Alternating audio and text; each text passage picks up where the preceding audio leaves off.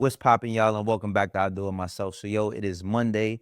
Welcome back, y'all. Welcome back. Energy up. Know what I'm saying, mindset up.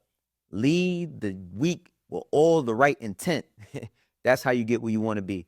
But today we are addressing the BS once again. But today we got co-conspirators. You know what I'm saying? We got co-conspirators that are putting allegations out there for consumption. And the co-conspirators is Akademiks and Drake, right? And I know what y'all about to say. What the fuck is wrong with this nigga? That's your man. And I accept that, you know what I'm saying? Because, one thing about me and my digital footprint is the first time a lot of y'all ever saw me was Everyday Struggle. So I know that throughout this, every time I say something, y'all just gonna be saying, this nigga, that's your man. That's your man. and I accept that, right? So, this fighting Irish freestyle, which yes, I did say that I like the beat and I like the flow, whatever, and I wasn't. Now the lyrics is hitting very different. Now the lyrics is hitting very different because of the fact that we now have Akademiks, who is the front runner when it comes to Drake Media, the spokesperson, even though Drake won't clear it up. He won't say anything about it. He won't dismiss it. He won't say, nah, I didn't say that or whatever. You know what I mean? We get confirmations from Akademiks, whether things are true, whether they're false, etc. But now, I ain't gonna front. This is a whole nother level of low because Ak know the amount of power he has when it comes to media. And one thing when it comes to media, it ain't gotta be right or wrong. You just gotta say it with conviction and people will believe you no matter the base. And let's watch this clip so we can unpack what Akademiks is talking about. I talk to enough whores in Canada. I've talked to enough people.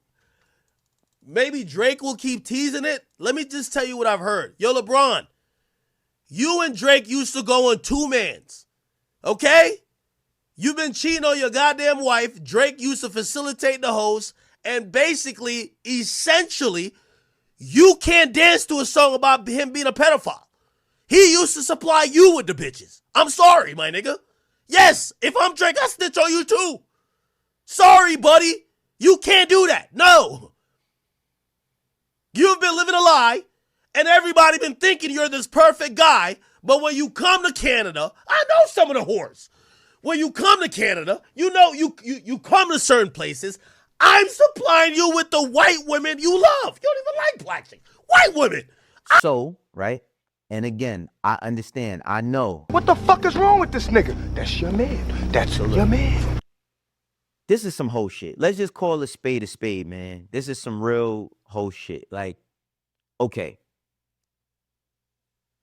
Let's go back to the lyrics on Fighting Irish. Talking about we family well. I'm not the cousin to visit. God forbid we ever got to tarnish your public image. Fighting Irish. LeBron went to the school. All right. See, perception is always out here whooping reality's ass on the internet. So it don't take a lot to confuse nor convince people. You know what I'm saying? You could convince people with like I said, all you got to do is stand in the camera, you know what I mean? Yell at the camera, act belligerent in front of the camera, and you're going to get the results that you want to get. But now we talking about LeBron James and they was running two mans in there. Let me tell you something.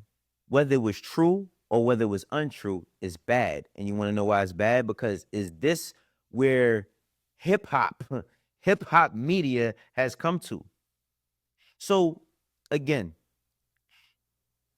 LeBron James plays for the Los Angeles Lakers. When he left the Cleveland Cavaliers, you know what I'm saying, after bringing them one of the greatest, if not the greatest NBA championship, coming back from 3-1 ever to the 73-9, Golden State Warriors. Him going to LA, Space Jam, his son's going to school out there, you know what I'm saying? His Bronny going to USC, Bronny then getting drafted to the Lakers and playing with his dad, all these legacy acts and moments, all of these different things that propel and put him into a different space. You know what I'm saying? All of these things. Kendrick Lamar is a fixture. I know a lot of y'all think that Kendrick Lamar is just this guy who just got popping last year because of Drake. But Kendrick Lamar has been a fixture in LA and LA culture for years now. He's been the one. Remember that House of Blues moment when Game and Dre and Snoop and Corrupt and all of them passed him the torch? And he took that shit and ran with it, and he did exactly what he was supposed to. So now at the point where, and this is where it gets kind of like, not funny, but like weird for me, because Drake got a tattoo of, you know, Braun. I think he got one of Katie. You know, these guys is his friends, but also like his idol. Let me tell you something. I don't know what it is to have a person I got the Heath Ledger Joker tattooed on me because I do like villains. You know what I'm saying? And back when I was 27, I had this idea of like tattooing all my favorite villains on me, especially on my legs, but I ended up like not following through with it. But you know, I know he has a lot of inspirations tattooed on him, but this was supposed to been your man. Now, one could play devil's advocate. Well, if that was his man and he feels betrayed, and remember I said, you know what I'm saying? Remember I said when it came to the DeMar DeRozan shit, oh, I kind of get why he was acting, whether it was corny or not, I get why he was doing all the fake ice grilling shit, you know what I'm saying, at the game, because they was in Toronto for a long time. They shared a lot of moments. DeMar DeRozan expressed that, you know, Drake was the person's crib that he went to when he found out he got traded and all, you know, and then Kawhi Leonard brings a championship there. Whatever. By that time, Drake didn't care that DeMar DeRozan was out the picture, but whatever, right? Now, if you want to play the devil's advocate, well, that was his man, and he's at the pop out. So even with, and that's what tells me that they never was as close as maybe he thought it was. And LeBron being an athlete, I don't think LeBron ever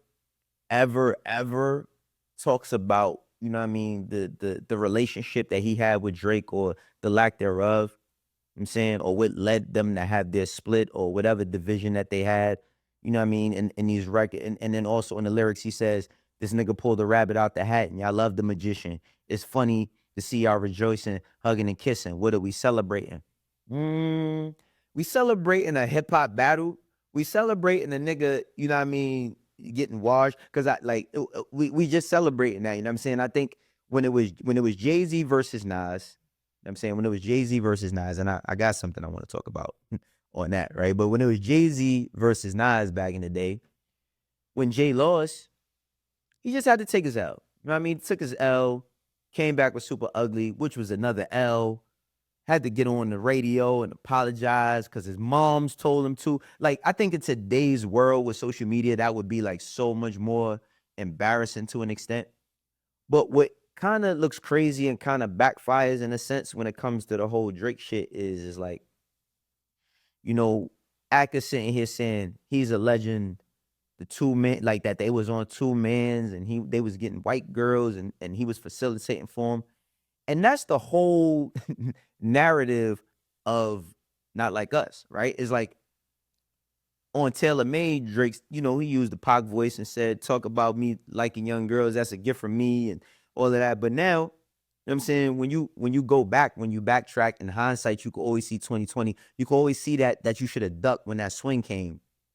It's like now that we looking back and we saying, well, if he's saying that he was doing all this like extra sex shit and, you know, or alleging that he's a fan, a freaky ass nigga, and you don't think that kind of plays into the narrative, whether it's true or not. So at the time while you're trying to defend your GOAT, I get it, you know what I'm saying? That's your favorite nigga, whatever. By the time you're trying to defend your GOAT, you also making him look kind of crazy. You feel me? And the thing about it is that nobody is, you know, like, there's not going to be anything to step in front of it to make it seem as if it's not true, because we all know that he's not going to, like, Drake is not going to step in front of that. I don't think he comes out and says, oh, yo, all right, listen, this is going a little too far. This is a little bit too much. This is this, that is that. You know, I ain't intend for it to get this far or whatever, because at the point where he feels disrespected or betrayed, it seems like there's no low that can't possibly be reached in order to salvage or swing back. You know what I'm saying? And, you know, when Drake was on Aiden Ross's stream, or the stream where they was doing the giveaways and all of that, and Aiden Ross said, you know what I mean, hip hop is dead or something, and like, yo, and Drake said it'd never die. I mean, perception is whipping reality's ass. Whether this is real or not, you know what I'm saying? Whether this is real or not, whether, you know what I mean, because it looks like he's supplying Act with the information and just using Act as the mouthpiece or whatever, right? Which Act don't. I mean, yeah, he probably don't see what I do or not. But with that being said, it's like, is that hip hop? So is that hip hop? Like, you know what I mean? If you're gonna go out and say, if you're gonna go out and say something to the degree of like it'll never die or whatever, then what is it today? Now it just looks like tattletelling at this point. And again, perception is whooping reality's ass out here. So if you're not getting in front of your words or you letting other people speak for you when it's not not the actual situation or conversation, then it begs the question, right? Like, if it's not that, then what are you doing? You know what I'm saying? Like what are you doing? Like, and look, so it's this other dude. What's this dude? Because that was another thing that happened last week. You know what I'm saying? With the whole what was it? Not the tweets, the Instagram DMs that leak. Now, this is another thing. I'm just not a fan. I'm gonna keep it 100. I'm not a fan of like people screen recording or screenshotting, you know what I mean, DMs. But Chris Blake Griffith, he went to the internet and he was saying stuff about Stephon Diggs. He's saying stuff about Drake. He puts up these, basically puts up these DMs from him and Drake, and then Act goes out, calls it cap, says I got it right from the source, and the response that Drake had to him, well, I guess it was some shit regarding Stephon Diggs, his brothers, his jumped the dude or whatever the case may be. He made a mixtape. He asked him to post it, and he replied, "No, I'm not posting." Oh, he didn't repost it.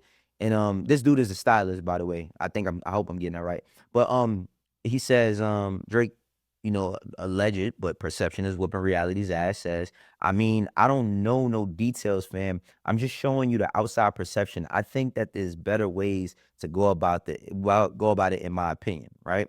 And he says, me and Universal is like if Nike was funding a campaign about LeBron cheating on his wife. Talk about bad timing, right?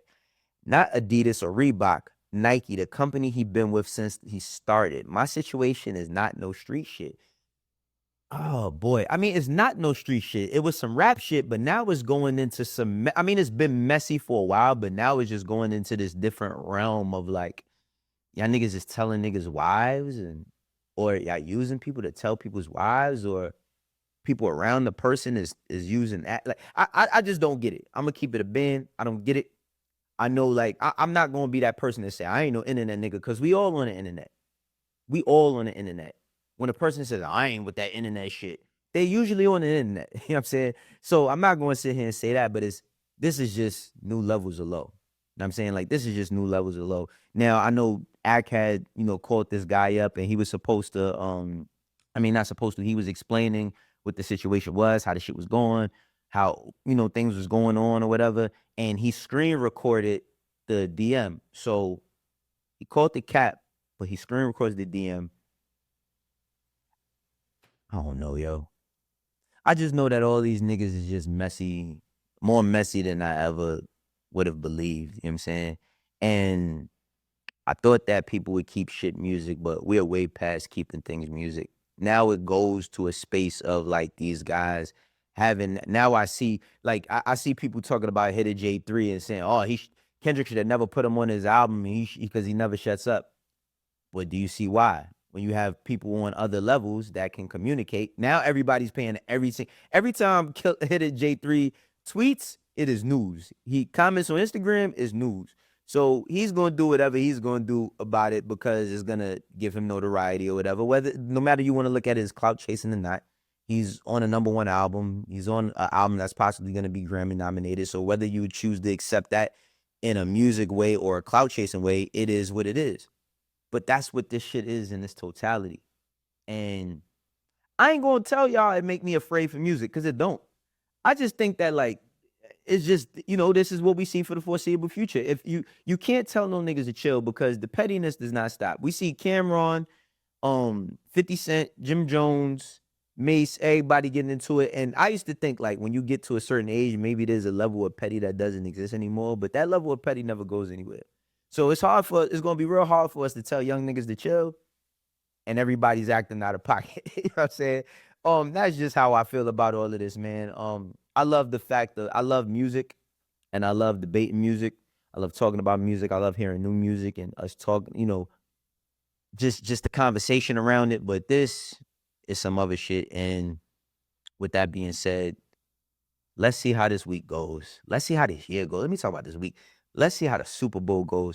Thoughts and prayers to everybody in California. Man, I see everybody from Janae Aiko, who's lost her home, Game, who's out there on the ground helping people. So many people whose GoFundMe's I've seen, I mean, sent things to. Man, my heart goes out to y'all for real, man. I can't imagine. You know what I mean? It's very devastating. And I'm gonna pray for y'all. I'm gonna make do it for y'all. With that being said, this is I do it myself. For the ones that rock with me, you know how we doing. For the ones that don't, eventually you will. I will catch y'all this week. I am traveling this week. So y'all will get the Friday episode, but it might come a little bit later because I get the Friday. I land back home Friday afternoon. So we're gonna see how that goes, but I catch y'all later. Peace.